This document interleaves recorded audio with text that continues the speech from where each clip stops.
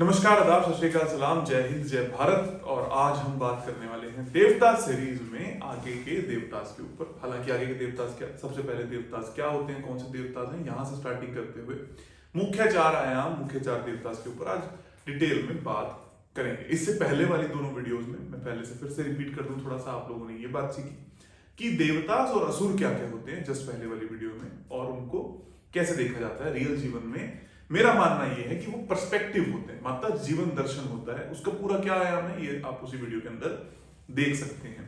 और उससे पहले वाली वीडियो के अंदर हमने देखा कि ये बनते कैसे हैं, क्यों बनते हैं, क्या लाइट एनर्जीज वाकई में होती हैं, और फिर वो कैसे पनप जाती हैं। पनपने के बाद देवता और असुर होते हैं, और उसके बाद में आते हैं ये सारे एक्चुअल में इनके नाम और ये देवदास होते हैं। अब आप किसी भी जीवन में किसी भी व्यक्ति की उत्पत्ति की हम बात करते हैं। आज मैं देवदास के नाम तो आप लोगों को बताऊंगा, उससे पहले आप लोग इस बात को सीख लीजिए कि वो जो देवदास हैं वो एक्चुअल में उत्पन्न होते हैं, तो उनके आयाम क्या है, वो चारों आयाम क्या है, आपको अपने जीवन से रिलेट करना। और मैं फिर से बोलता हूं, अगर आप अपने जीवन में अपने बच्चों को ये बात सिखाओगे कि चार तरीके की चीजें हैं, तो जिंदगी में कभी फेल नहीं होंगे, ये मेरी आप लोगों से गारंटी है। क्योंकि वो जो भी करेंगे उनको ये चार चीजें, ये 45 चीजें समझ में आ जाएंगी। कुछ लोगों का कमेंट में ये बहुत बार लिखा हुआ आता है कि आप इसकी रेमेडीज भी बता दो। देवदास की रेमेडी डायरेक्ट नहीं होती, मैंने कई बार ये बात बोली है कि दो तरीके से इनको नापा जाता है। वो दो तरीके क्या है नापने के, टू वेज क्या है नापने के। एक होता है इंट्यूशंस, जिसमें हम अलग अलग तरीके की प्रैक्टिसेस करते हैं, वाइब्रेशंस होती हैं, स्वर होता है, और प्रैक्टिस टूल्स होते हैं, इनकी प्रैक्टिस से हम इनको मापते हैं। सबसे महत्वपूर्ण तरीका तो यही है वाकई में, अगर बात करी जाए इंट्यूशंस की तो, या देवदास को मापने की। दूसरा तरीका क्या है जो हम देवदास के कोर्स में सीखते हैं कि इनका जो बार चार्ट मेथड है वो क्या है, और उसी के आधार पर इसकी रेमेडी होती है। अगर मैं आपको सच बोल रहा हूं, ये बात मत समझिएगा कि यूट्यूब है तो मैं आपको इसकी रेमेडीज नहीं बता रहा, वो एक पूरा प्रोसेस है। उस प्रोसेस में आपको इसको बनाना सीखना आता है कि पहले तो इसको बनाते कैसे हैं, इसको नक्शे पे माप कैसे किया जाता है। मैप करने के बाद आप इसमें क्या क्या चीजों को इस्तेमाल करें ताकि आप इनको अपनी नॉर्मल जीवन के अंदर इसका उपाय कर सकें। अदरवाइज आप लोग गलतियां कर दोगे, इसलिए हम इसकी रेमेडीज डायरेक्ट नहीं बता सकते। बहुत सिंपल सी एक रेमेडी मैं आप लोगों को बता दूं, जो भी देवता का नाम है उस देवता के पहले ओम, देवता का नाम, जैसे मान लो मैं ब्रह्मा की बात करता हूं, ब्रह्माय नमः, इस तरीके का अगर आप मंत्र ले लेते हो तो भी उच्चारण कर लेते हो तो भी उस देवता की पूर्ति आपके जीवन के अंदर होने लगती है। मेरा विषय सिर्फ थ्योरी से था। इस थ्योरी का भी हमने पिछले साल एक पूरा कोर्स रखा था, जो मैंने पूरा 1 महीना चलाया था, सुबह 4 से 5 बजे के करीब। और इस बार हम ऐसा कुछ खास नहीं कर रहे हैं, वो वाला कोर्स नहीं करवा पा रहे हैं, तो ही ये सीरीज मैंने यूट्यूब पर डालने की सोचिए। देवता वाला जो कोर्स है वो हमारा कल से स्टार्ट हो रहा है 5 दिन के लिए, और 13 रिकॉर्डेड सेशंस आप लोग कभी भी एक्टिव कर सकते हो जैसे ही आपका एनरोलमेंट होता है। बैक आते हैं वापस हमारे पहले 4 देवदास के ऊपर, जो मैं आपको बोल रहा था कैसे नापे जाते हैं, वो देवदास होते क्या।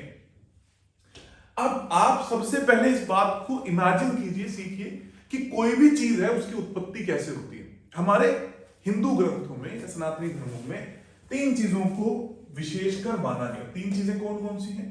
ब्रह्मा, विष्णु और महेश या शिव या रुद्र, जो भी आप इनका नाम दे सकते हो। इन तीनों को जब आप देखते हो तो ब्रह्मा क्या है, किसी की भी उत्पत्ति के कारक है, शुरुआत के कारक है। किसी की शुरुआत कैसे होती है इसके कारक है ब्रह्मा, उसको कॉन्टिन्यूस फ्लो में रखने वाले विष्णु, और उसका अंत करने वाले महेश।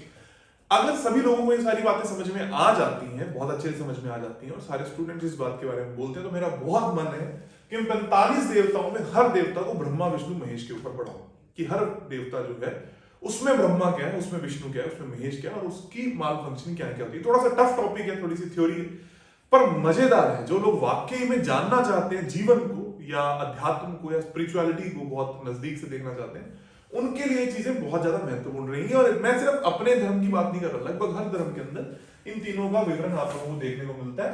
ट्रिनिटी का जो कॉन्सेप्ट है, जब भी हम बात करते हैं ट्रिनिटी का कॉन्सेप्ट हिंदुत्व तो नहीं है। सबसे पहले ट्रिनिटी का कॉन्सेप्ट जो है वो ईसा मसीह ने दिया कि ट्रिनिटी नाम की वो चीज होती है, 3 चीजें जिसको हम बोलते हैं तो वो भी कॉन्सेप्ट होना चाहिए। तो हम ये बात बोल सकते हैं कि इन चीजों को देखना आपको आता है। ब्रह्मा मतलब उत्पत्ति, विष्णु मतलब उसका फ्लो, और महेश का मतलब उसका ठहराव या उसका अंत। इसी को आप रजस सतव तमस भी कह सकते हो, एग्जैक्टली नहीं, कहीं ना कहीं ये बात समझ में आती है कि रजस सतव और तमस। रजस मतलब शुरुआत, सतव मतलब जो उसका फ्लो है वो, और तमस मतलब महेश या शिव जो जहां पर उस व्यक्ति की या चीजों की अंतिम यात्रा पूरी होती है। यहीं से हमारा जीवन भी चालू होता है, जीवन का अंत भी हो जाता है, और जीवन का एक फ्लोइंग पीरियड भी रहता है। और फिर अगर आप हर साल को, हर दिन को भी देखते हो, एक दिन आपका शुरू होता है, एक दिन आपका अंत होता है, बीच में चलता रहता है। सेम एक टास्क के साथ में होता है। हर चीज इन तीनों से आधारित है, तीनों के आयामों पर चलती रहती है। तो अभी हम मेजरली क्या कहते हैं, मेरा मानना क्या है, इस 45 शक्तियों में जो ब्रह्मा है वहां से ऊर्जाएं उत्पन्न होती हैं। ये जो 4 है या उसके बाद 8 जो देवता होते हैं, इनको आप कहीं ना कहीं पर विष्णु की संज्ञा दे सकते हो। क्यों दे सकते हो विष्णु की संज्ञा? क्योंकि ये फ्लोइंग के कार्यरत हैं, ये चीजों को बनाकर रखने के लिए ज्यादा रिस्पॉन्सिबल रोल प्ले करते हैं, किसी को इनिशिएट या रोकने का काम नहीं करते। और ब्रह्मा है वो उत्पन्न का है, और ये जो बीच के 4 देवता हैं ये भी कहीं ना कहीं चीजों की उत्पत्ति के कारण है। ये अभी आप समझ जाओगे। मैं ये नहीं कहूंगा कि मेरी जो भाषा है वो एकदम एक्यूरेट है इस वक्त, टेंटेटिवली आप इस बात को समझ सकते हो कि कहीं ना कहीं पर वो जो चीज है वो इसी तरीके से देखी जाती है। तो ब्रह्मा, विष्णु, और उसके बाद में बचे हुए जो 32 देवता हैं उनको आप महेश की संज्ञा है वो दे सकते हो, क्योंकि वहां पर आके आपकी इच्छाओं की पूर्ति या अंत होता है। इसको 45 देवताओं के मंडल की हमने बात करी, इसको समझने की कोशिश करी। अब अगला जो पॉइंट है वो क्या है, जो ब्रह्मा है उससे उत्पत्ति होती है। चाहे आपका मन में कोई सबसे पहले आइडिया आता है, that is also Brahma. Anything which starts, जिसका उत्पन्न हुआ, एक बच्चे का बीज धारण हुआ, वो ब्रह्मा है। फिर उसका जीवन हुआ, फिर से वो ब्रह्मा है। फिर उसका अंत हुआ, फिर वो महेश है या वो तमस है। उसके बाद क्या आते हैं 4 बेसिक देवता। इसके बारे में मैंने बहुत बार बात करी है, बहुत जगह पे बात करी है। कुछ लोगों को बात अधूरी लग जाती है, कुछ लोगों को बात पूरी लगती है। सबका अपना अपना तरीका या आयाम हो सकता है। सबसे पहले आते हैं भूधर। भूधर को आप डायरेक्टली इनको नाम दे सकते हैं कर्म, मेहनत, ये सारी बातें भूधर से निकलकर आती हैं। आज चलो ज्यादा लंबी वीडियो हो जाएगी, तो आज हम सिर्फ भूधर के ऊपर बात करते हैं, फिर विष्णु, फिर आर्यमा, फिर विवस्वान और फिर मित्र के ऊपर हम बात करेंगे। और कभी मौका मिला तो भूधर के भी तीनों आयामों के ऊपर हम जरूर बात करते रहेंगे। सब आप लोगों के ऊपर डिपेंड करता है। मैंने कई बार आप लोगों को बात बोली, जितना ज्यादा आप वीडियोस के अंदर सस्टेनेबिलिटी से वीडियोस को देखते रहेंगे, उतना ज्यादा अच्छे तरीके से चीजों को समझने में मदद मिलती है, समझाने में थोड़ा सा मजा भी आता है। भूधर जो है ये कर्म प्रधान है, इसको आप कर्म भी कह सकते हो। क्यों मैं बोलता हूं बच्चों के लिए बहुत ज्यादा जरूरी है। जब आप बच्चों को चीजें बोलोगे कि आप सबसे पहले इस जीवन के अंदर कर्म ही करोगे। जब आप कर्म की बात करते हो, चाहे वो पढ़ाई लिखाई है, चाहे वो मेहनत है, चाहे वो स्पोर्ट्स है, उसका रिजल्ट मिलना ना मिलना भूधर के हाथ में नहीं है। भूधर से ये बात बोलता है, क्या आपका कर्म सही हो रहा है? क्या आपके पास ग्राहक आ जाता है? अगर ग्राहक आ रहा है तभी तो आप कर्म कर रहे हो। तो आपका कर्म जो है वो सही है क्या आप कर पा रहे हो क्या, या आप नहीं कर पा रहे क्या? क्यों नहीं कर पा रहे? तो सामने वाला फिर से जवाब देता है कि मेरा तो जी ग्राहक ही नहीं आता, मैं करूं क्या? मैंने दुकान तो खोल ली। दुकान खोलने के बाद जो कर्म से बांधेगा वो भूधर है। किसी भी कर्म से बांधने वाला जो चीज है वो होती है भूधर।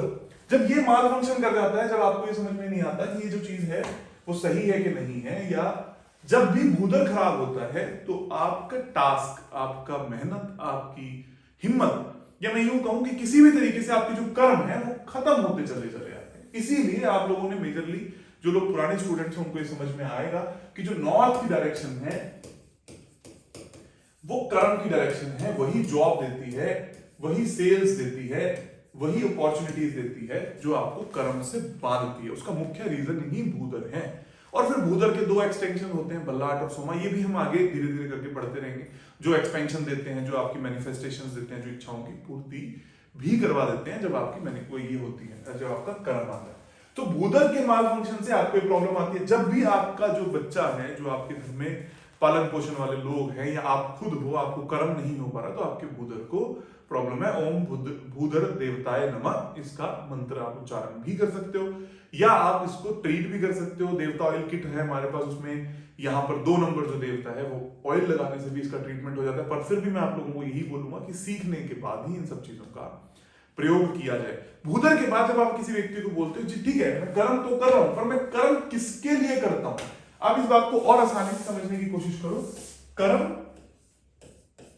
किसके लिए, वो लोग कौन है ये, और जब ये लोग आपको एक नाम देते हैं कि आप इस नाम से जाने जाते हो वो, और उसके बाद में इच्छा की पूर्ति, ये पूरा एक पैटर्न है आपके जीवन का। आप अपने जीवन को यूटिलाइज करके देखना या ऑब्जर्व करके देखना, नॉट यूटिलाइज करके देखना, आपको चारों चीज समझ में आएंगी। जो कर्म है वो होता है भूधर, ये जो लोग हैं ये होते हैं आर्यमा, ये जो नाम है ये होता है विवस्वान,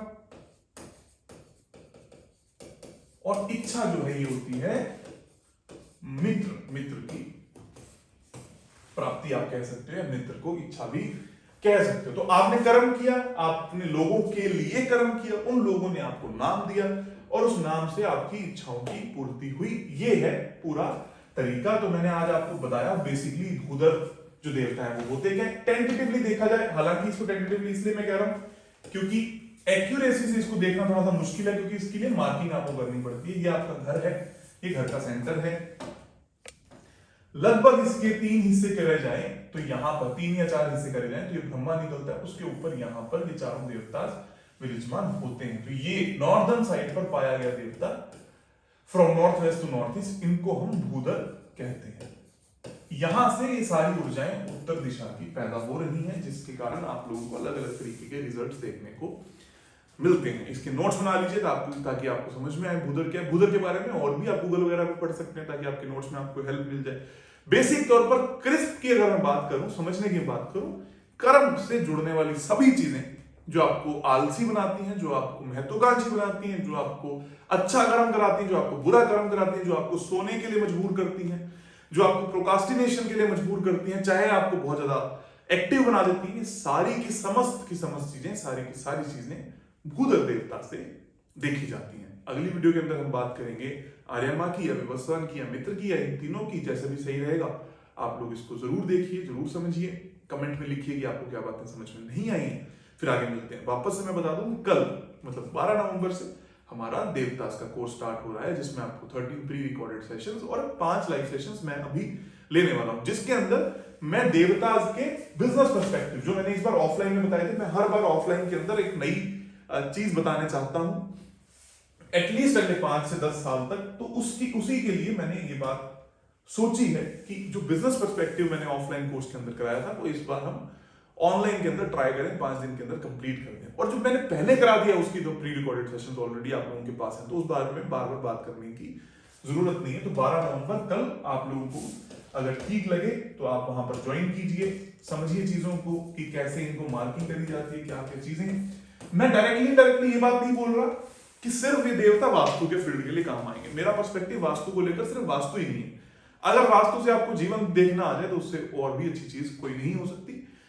मैं पहले भी कई वीडियोस में बोल चुका हूं कि अगले ऑफलाइन कोर्स के अंदर हम बात करने वाले हैं रामायण की। अभी किसी और ने इसके ऊपर बात नहीं करी होगी। रामायण के ऊपर मैं पूरी चीजें